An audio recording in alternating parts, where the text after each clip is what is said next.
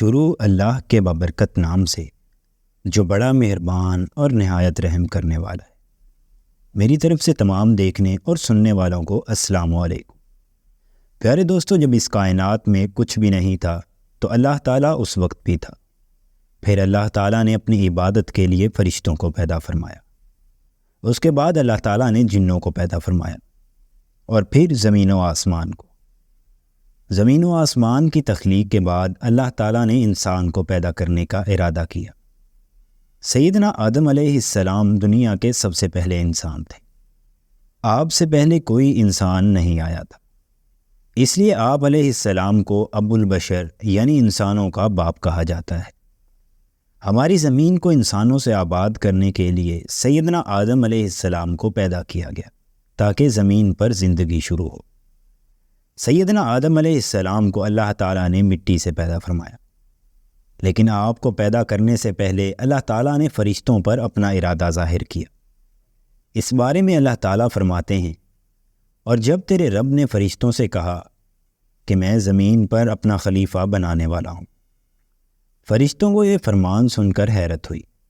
انہیں اللہ تعالیٰ کے ارادے پر کوئی اعتراض نہیں تھا۔ وہ فرمانبردار مخلوق ہیں، کسی صورت بھی اللہ تعالیٰ کی نافرمانی نہیں کرتے۔ اللہ تعالیٰ انہیں جو حکم دیتا ہے وہ بجا لاتے ہیں، لیکن وہ اپنی حیرت کو دور کرنا چاہتے تھے۔ یہ جاننا چاہتے تھے کہ اس نئی مخلوق کو کس مقصد کے لیے پیدا کیا جا رہا ہے۔ عبادت کے لیے تو وہ کم نہیں تھے۔ ان کا خیال تھا کہ یہ نئی مخلوق زمین میں فساد پھیلائے گی اور خون بہائے گی۔ اس لیے انہوں نے اپنے رب سے سوال کیا کہ اے رب، تو ایسے شخص کو کیوں پیدا کرتا ہے جو زمین میں فساد کرے اور خون بہائے، اور ہم تیری تسبیح، حمد اور پاکیزگی بیان کرنے والے ہیں۔ اللہ تعالیٰ نے جواب دیا کہ جو میں جانتا ہوں وہ تم نہیں جانتے۔ اللہ تعالیٰ جانتا تھا کہ سیدنا آدم علیہ السلام کی اولاد سے انبیاء، رسول، نیک اور صالح اور اس سے محبت کرنے والے لوگ پیدا ہوں گے۔ اللہ تعالیٰ یہ بھی جانتا تھا کہ سیدنا آدم علیہ السلام کی اولاد میں سے ایسے لوگ بھی پیدا ہوں گے جو برے کام کریں گے، زمین میں فساد پھیلائیں گے اور لوگوں کو ناحق قتل کریں گے، لیکن اس کے ساتھ ساتھ ایسے لوگ بھی ہوں گے جو نیکیاں کریں گے۔ اب آتے ہیں سیدنا آدم علیہ السلام کی پیدائش کی طرف۔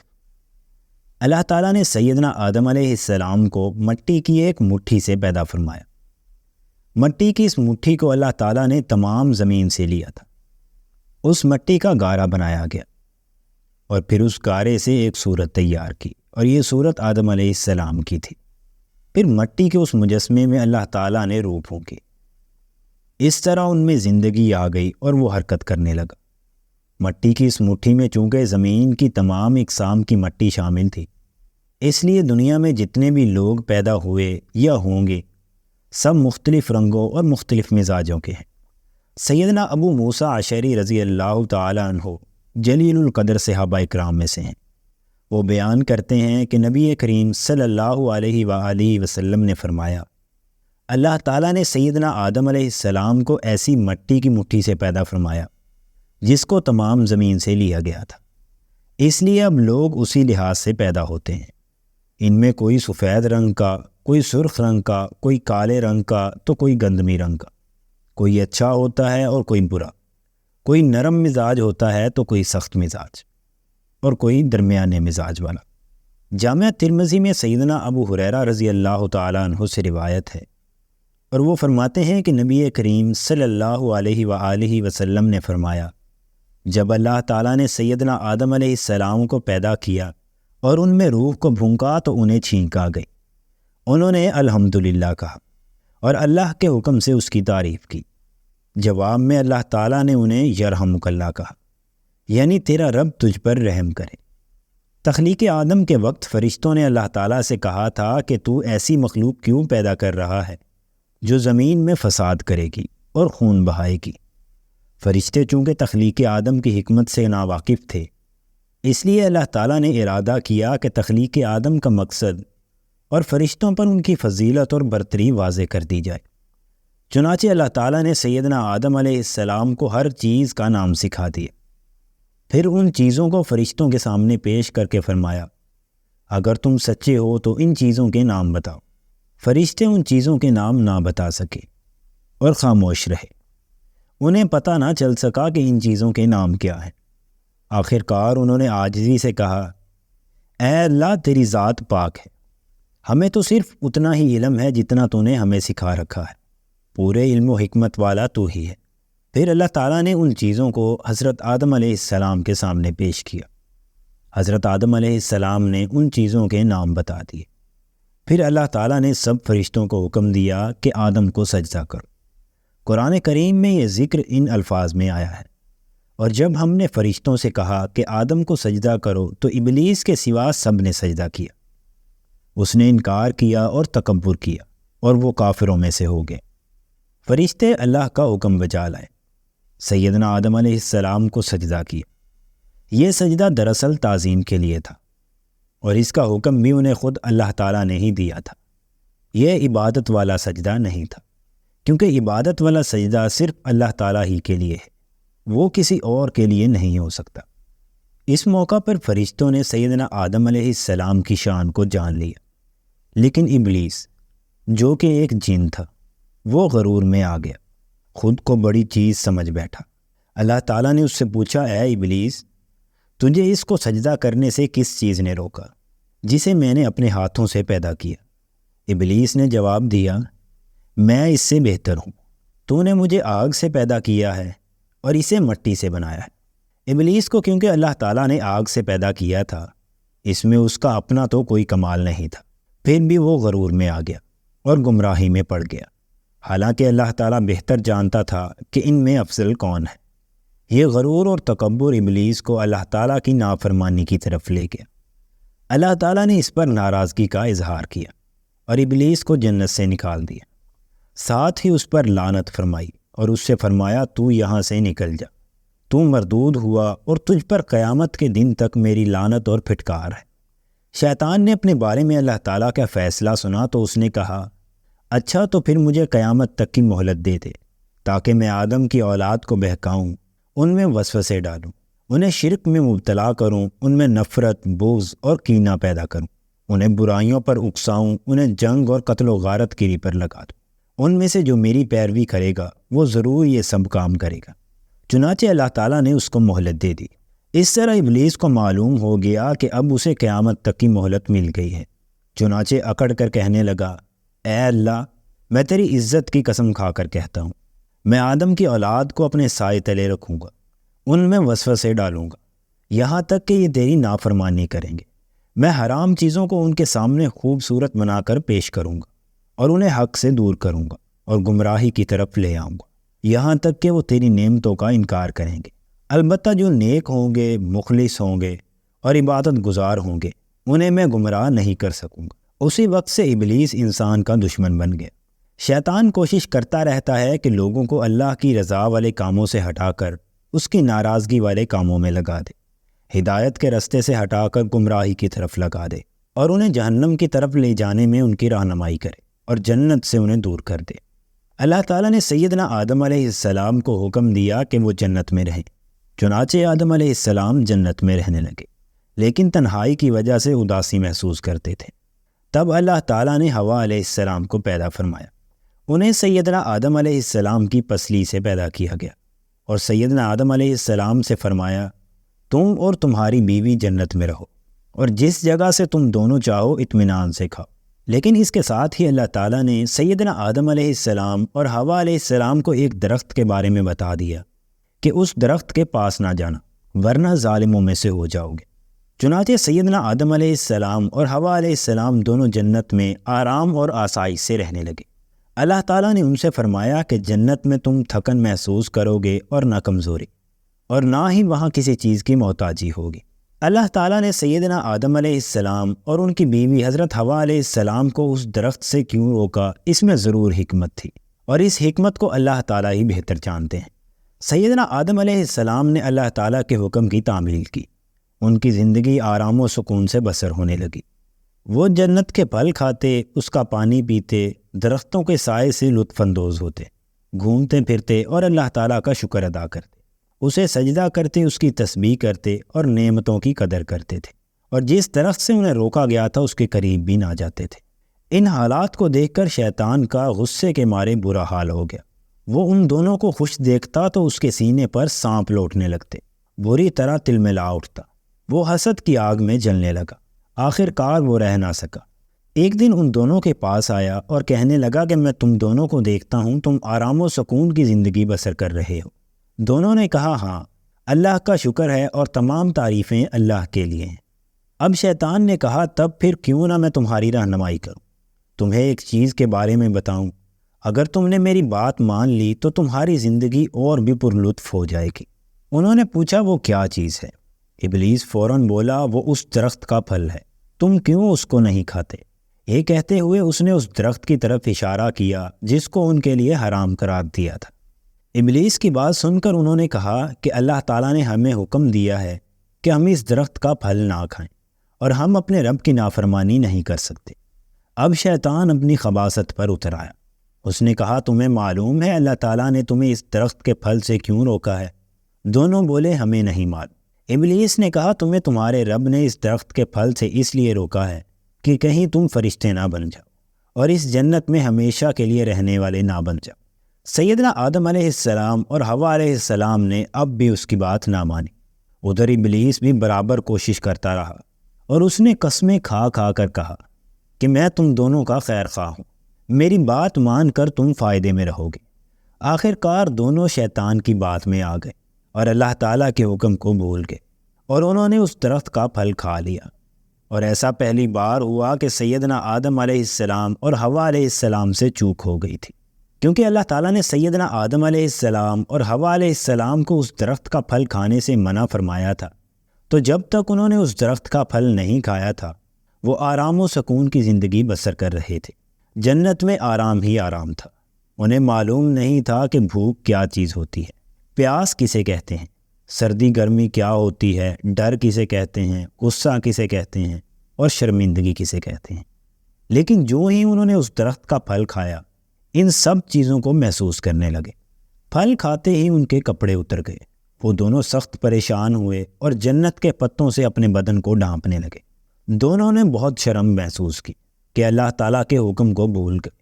انہیں سزا کا بھی خوف محسوس ہوا، لہٰذا اللہ تعالیٰ کی طرف دھیان دیا اور اللہ تعالیٰ کے حضور دعا کی، اے اللہ ہم سے بھول ہوئی، تو ہمیں معاف فرما، ہمارے گناہوں کو معاف کر دے۔ اس پر اللہ تعالیٰ نے فرمایا کیا میں نے تم دونوں کو اس درخت سے روکا نہیں تھا اور یہ نہیں کہا تھا کہ شیطان تم دونوں کا واضح دشمن ہے؟ دونوں نے اللہ تعالیٰ کے حضور دعا کی، اے ہمارے رب ہم نے اپنی جانوں پر ظلم کیا، اگر تو نے ہمیں معاف نہ کیا اور ہم پر رحم نہ کیا تو واقعی ہم نقصان اٹھانے والوں میں سے ہو جائیں گے۔ اللہ تعالیٰ نے ان کے گناہوں کو معاف کر دیا، البتہ انہیں اور شیطان کو حکم دیا کہ تم یہاں سے اتر جاؤ، تم آپس میں ایک دوسرے کے دشمن ہو۔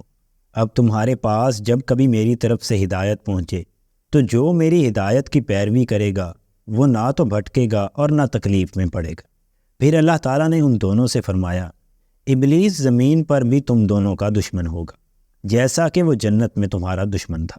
زمین پر سیدنا آدم علیہ السلام اور حوا علیہ السلام کی زندگی جنت سے بالکل مختلف تھی۔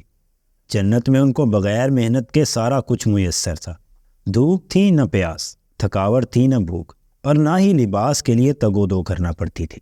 غرض وہ ان سب چیزوں سے بے نیاز تھے، لیکن دنیا میں آ کر ان کو روزی تلاش کرنا پڑی۔ اب وہ روزی کے لیے کھیتی باڑی کرتے، ہل چلاتے، اور رہنے کے لیے مکان اور پہننے کے لیے کپڑا حاصل کرنے کے لیے بھی ان کو جستجو کرنا پڑتی۔ بلکہ اسی طرح سیدنا حوا علیہ السلام کے ذمے گھر کے اندرونی معاملات بھی تھے، کھانا پکانا، گھر کی حفاظت کرنا، بچوں کی دیکھ بھال کرنا، کپڑے لباس کے لیے محنت کرنا، یہ سب کام ان کے ذمے تھے۔ اس طرح اس زمین پر انسان کی زندگی کی ابتدا ہوئی۔ صحیح بخاری میں سیدنا ابو ہریرہ رضی اللہ تعالیٰ عنہ سے روایت ہے کہ نبی کریم صلی اللہ علیہ وآلہ وسلم نے فرمایا، اللہ تعالیٰ نے سیدنا آدم علیہ السلام کو پیدا کیا تو ان کا قد 60 ہاتھ لمبا تھا۔ پھر فرمایا جاؤ اور ان فرشتوں کو سلام کہو، دیکھنا وہ کن لفظوں میں تمہارے سلام کا جواب دیتے ہیں، کیونکہ وہی تمہارا اور تمہاری اولاد کا طریقہ سلام ہوگا۔ سیدنا آدم علیہ السلام گئے اور کہا السلام علیکم۔ فرشتوں نے جواب دیا السلام علیکم ورحمۃ اللہ، یعنی فرشتوں نے جواب میں ورحمۃ اللہ کا اضافہ کر دیا۔ دنیا میں آنے کے بعد سیدنا آدم علیہ السلام کی اولاد اور ان کی اولاد کی اولاد بہت زیادہ ہو گئی۔ ان کی اولاد زمین میں کھیتی باڑی کرنے لگی، بھیڑ بکریاں چرانے لگی، اور وہ زمین کے پھل کھاتے، بکریاں چراتے، دودھ پیتے اور اللہ تعالیٰ کی نعمتوں کا شکر ادا کرتے۔ سیدنا آدم علیہ السلام اس کے ساتھ اپنی اولاد کو حکم دیتے کہ اللہ تعالیٰ کی عبادت کرو۔ آپ علیہ السلام انہیں شیطان اور اس کے وسوسوں سے خبردار کرتے، اس لیے کہ اسی شیطان کی وجہ سے انہیں جنت سے نکلنا پڑا تھا۔ جب حضرت آدم علیہ السلام اور حوا علیہ السلام دنیا میں تشریف لائے اور اولاد کا سلسلہ شروع ہوا تو ہر ایک حمل سے ان کے 2 بچے پیدا ہوتے تھے، ایک لڑکا اور ایک لڑکی۔ اس وقت جب آدم علیہ السلام کی اولاد میں بہن بھائیوں کے علاوہ کوئی اور نہ تھا اور بہن بھائیوں کا آپس میں نکاح نہیں ہو سکتا، تو اللہ تعالیٰ نے اس وقت کی ضرورت کے لحاظ سے شریعت آدم علیہ السلام میں یہ خصوصی حکم جاری فرما دیا تھا کہ ایک حمل میں جو لڑکا اور لڑکی پیدا ہو وہ آپس میں حقیقی بہن بھائی سمجھے جائیں گے اور ان کے درمیان نکاح حرام قرار پائے گا۔ البتہ دوسرے حمل سے پیدا ہونے والی لڑکی پہلے حمل سے پیدا ہونے والے لڑکے کے لیے حقیقی بہن کے حکم میں نہیں ہوگی اور ان کے درمیان رشتہ ازدواج جائز ہوگا۔ پھر یہ ہوا کہ پہلے لڑکے قابیل کے ساتھ جو لڑکی پیدا ہوئی وہ حسین و جمیل تھی، اور دوسرے لڑکے حابیل کے ساتھ پیدا ہونے والی لڑکی اتنی خوبصورت نہ تھی۔ جب نکاح کا وقت آیا تو حسب ضابطہ حابیل کی بہن سے قابیل کی شادی اور قابیل کی بہن سے حابیل کی شادی قرار پائی۔ اس پر قابیل ناراض ہو کر حابیل کا دشمن ہو گیا۔ اسے یہ بات انتہائی ناگوار تھی اور وہ اس پر اصرار کرنے لگا کہ میرے ساتھ جو لڑکی پیدا ہوئی ہے وہی میرے نکاح میں دی جائے۔ اس دنیا میں یہیں سے حسن پرستی کی ابتدا ہوئی۔ جب شہوت اور حسن پرستی عقل پر غالب آتی ہے تو احکام الہی کو پس پشت ڈال دیتی ہے اور ہمیشہ ہمیشہ کے لیے انسان کو خسارے اور ہلاکت کے گڑھے میں ڈال دیتی ہے۔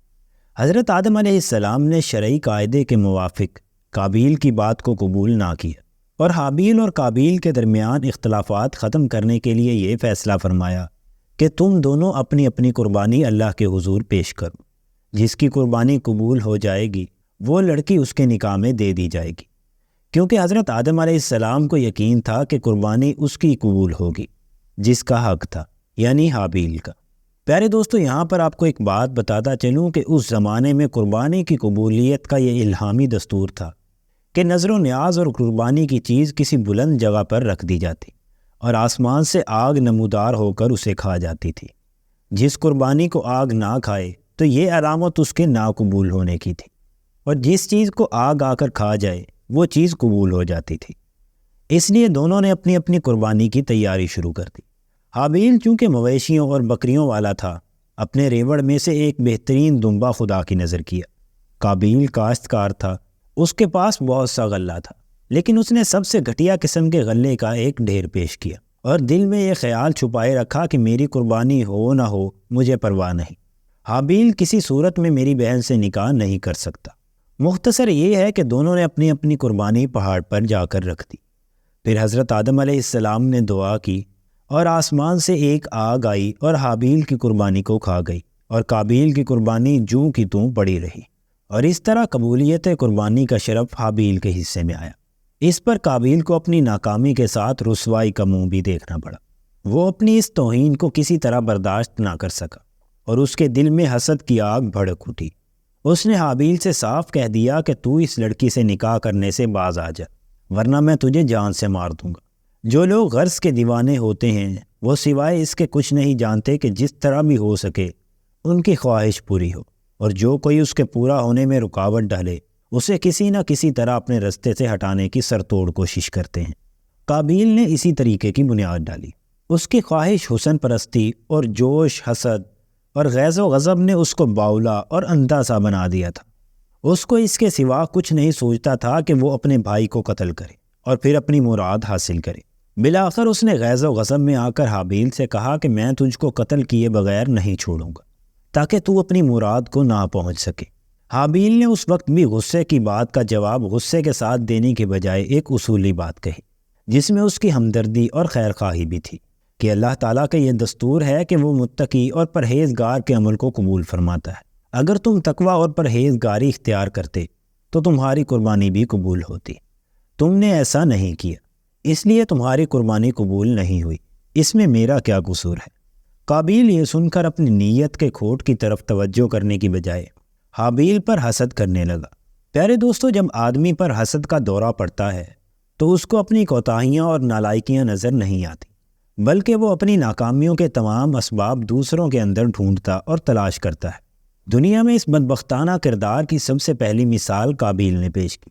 مختصر یہ کہ حابیل نے جب یہ دیکھا کہ یہ مجھے قتل کرنے کے لیے اقدام کر رہا ہے تو اس نے کہا کہ اے بھائی، میں تو کسی طرح تجھ پر ہاتھ نہیں اٹھاؤں گا، کیونکہ میں اللہ رب العالمین سے ڈرتا ہوں، جس نے مجھ کو اور تم کو دونوں کو پیدا کیا ہے، اور جس نے ایک دوسرے کے جان و مال کے احترام کی ہدایت فرمائی ہے۔ اگر تم مجھے قتل کرو گے تو میرے قتل کا بار گناہ بھی تمہارے سر ہوگا، پھر تم جہنمیوں میں سے ہو جاؤ گے۔ مگر قابیل نے حابیل کی ایک نہ سنی۔ اس کے حسد نے اس کو بالآخر اپنے بھائی کے ہولناک قتل پر آمادہ کر ہی لیا۔ پیارے دوستو، یاد رکھیں کہ اولاً ہر مجرم کو جرم کرنے میں اس طرح جھجک پیش آتی ہے، لیکن جب وہ جرم پر جرم کیے چلا جاتا ہے تو وہ جرائم کرنے میں بالکل بے باک ہو جاتا ہے، اور اس طرح کی کشمکش انسان کے سامنے آزمائش کا ایک میدان کھولتی ہے جس میں نامرادی اور فتح مندی دونوں کے مواقع اور امکانات موجود ہوتے ہیں۔ اگر انسان اس کشمکش میں اپنے نفس کو زیر کر لے تو وہ فتح مند ہو جاتا ہے۔ قابیل نے اپنے نفس سے شکست کھائی اور اس کا نفس اس پر غالب آ گیا، اور اسی وجہ سے وہ نامراد و ناکام ہو گیا۔ پس جب قابیل نے اپنی خواہش کو پورا کرنے کے لیے حابیل کو قتل کرنے کا فیصلہ کیا تو اس کی سمجھ میں نہ آتا تھا کہ وہ کس طرح قتل کرے۔ شیطان، جو انسان کا ازلی دشمن ہے اور جس نے قسمیں کھائی تھیں کہ میں ضرور بنی آدم کو اغوا کروں گا اور سیدھے رستے سے بہکاؤں گا، اسے اپنی پرانی دشمنی کا بدلہ لینے کا موقع ہاتھ آیا، اور وہ بھیس بدل کر قابیل کے سامنے آیا اور ایک پرندے کو پکڑ کر پرندے کا سر پتھر پر رکھا اور اسے اوپر سے دوسرا پتھر مار دیا۔ اس طرح قابیل کو قتل کرنے کا طریقہ سکھایا۔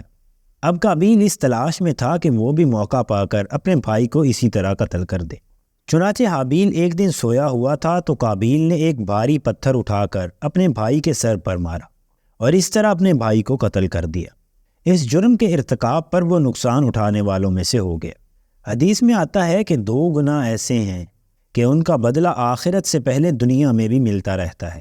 ایک تو کسی کو ناحق مارنا اور دوسرا رشتہ داروں کو ستانا، جس کو قطع رحمی کہتے ہیں۔ قابیل نے یہ دونوں جرم ہی کیے، اور ایک روایت میں یہ بھی آتا ہے کہ رسول اکرم صلی اللہ علیہ وآلہ وسلم نے فرمایا کہ دنیا میں جب بھی کوئی ظلم سے قتل ہوتا ہے تو اس کا گناہ حضرت آدم علیہ السلام کے پہلے بیٹے قابیل کی گردن پر ضرور ہوتا ہے، اس لیے کہ وہ پہلا شخص تھا جس نے ظالمانہ قتل کی ابتدا کی اور یہ ناپاک رواج جاری کیا۔ حابیل اللہ تعالیٰ کا مقبول بندہ تھا اور قابیل بارگاہ الہی سے ٹھکرایا گیا تھا، اس لیے ضرورت تھی کہ حابیل کے پاک جسم کی توہین نہ ہو اور نسل آدم کی کرامت و بزرگی قائم رکھنے کے لیے مردوں کو دفنانے کی سنت قائم ہو جائے۔ چونکہ اس سے پہلے کوئی انسان مرا ہی نہیں تھا، اس لیے قتل کے بعد قابیل کی سمجھ میں کچھ نہ آیا کہ وہ لاش کو کیا کرے، کیونکہ روئے زمین پر یہ پہلا مردہ انسان تھا۔ لاش کو کھلے میدان میں پڑا دیکھ کر درندوں نے کھانا چاہا تو قابیل نے مجبوراً اس لاش کو کندھے پر اٹھایا اور مارے مارے پھرتا رہا اور سوچتا رہا کہ اس لاش کا کیا کروں۔ آخرکار اللہ تعالیٰ نے ایک کوا بھیجا جو اپنی چونچ میں ایک مردہ کوے کو اٹھا کر لایا۔ پھر اس نے اپنی چونچ اور پنجوں سے زمین کریت کر ایک گڑھا بنایا، اس میں اس مردے کوے کو ڈال دیا اور اوپر سے مٹی ڈال کر زمین کے برابر کر دیا۔ قابیل نے یہ تمام منظر دیکھا۔ اس وقت اسے محسوس ہوا کہ اس میں اس کوے کے برابر بھی سمجھ نہیں ہے جو بھائی کی لاش کو زمین میں دبا دیتا۔ کوے نے اس کو یہ تدبیر بتلائی کہ وہ اس طرح اپنے بھائی کی لاش چھپائے کہ دوسروں کی نظر نہ پڑے اور اس کا جرم افشا نہ ہو۔